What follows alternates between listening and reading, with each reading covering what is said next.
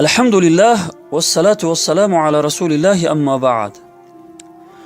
بعضی برادران و خواهران ما چنانند که وقتی به آنها نصیحتی کرده شود چهره ترش کرده با قاش و قواق میگویند گوری تو جدا و گوری من جدا، یا میگویند که اول تو خودت را بین، به من چی کار داری؟ از همه بدترش آن که همین که به آنها نصیحتی کرده شود فوراً تو را به گروهی نسبت میدهند.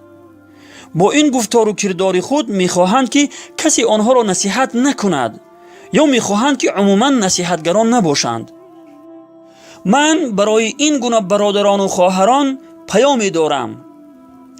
اولا این که نصیحت کردن و کسی را از کار گناه باز داشتن و به کار نیک دعوت کردن طبق آیه های قرآنی و حدیث های گوهربار نبوی وظیفه هر فرد مسلمان است.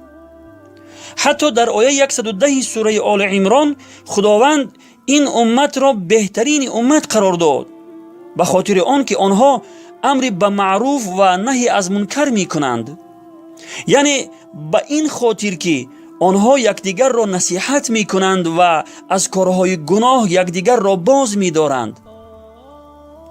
و دیگر این که اگر پیامبر خدا صلی الله علیه و سلم و اصحابش رضی الله عنهم گوری تو جدا و گوری من جدا می گفتند، حالا دین اسلام به ما و شما نمی رسید و ما و شما مسلمان نبودیم و در دین نیاگانمان یعنی دین زردشتی باقی می ماندیم و آفریدگار خود را نمی شناختیم، راه درست زندگی را نمی یافتیم و با مادران و دختران خودمان ازدواج می کردیم العیاذ بالله. و این را هم فراموش نکنید که خداوند در قرآن عظیم الشأن یکی از سببهای در عذاب گرفتار شدن قوم بنی اسرائیل را چنین بیان می کند.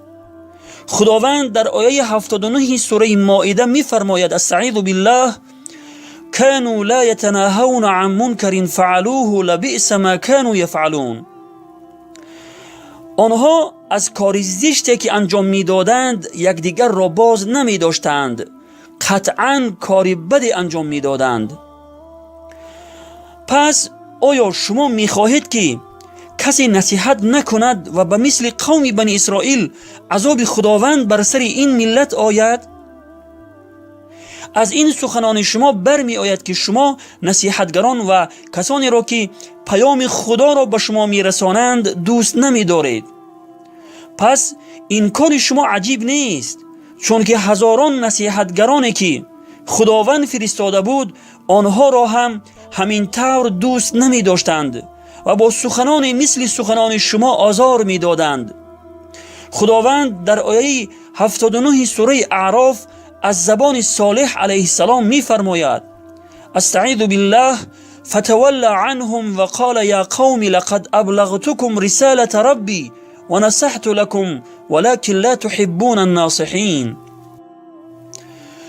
پس صالح علیه السلام از آنها روی گردانید و گفت ای قوم، من پیام پروردگارم را به شما رساندم و برای شما خیرخواهی و نصیحت کردم، ولی شما خیرخواهان و نصیحتگران را دوست نمی دارید.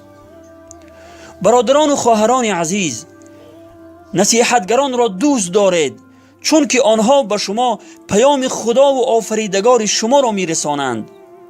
اگر دوست نمی دارید از خدا بترسید و به آنها سخنان ناسزا نگویید. و السلام علی من اتبع الهدى. یادمان باشد که کیشه ما چه بود، آتش و آتش پرستی در سجود، هدیه آورد سوی ما یار رسول، دین را چون ماه تابان در هلول. آری آن ناجی از جنس بشر، آن راد مردی که نامش بود عمر، دین حق را هدیه آورد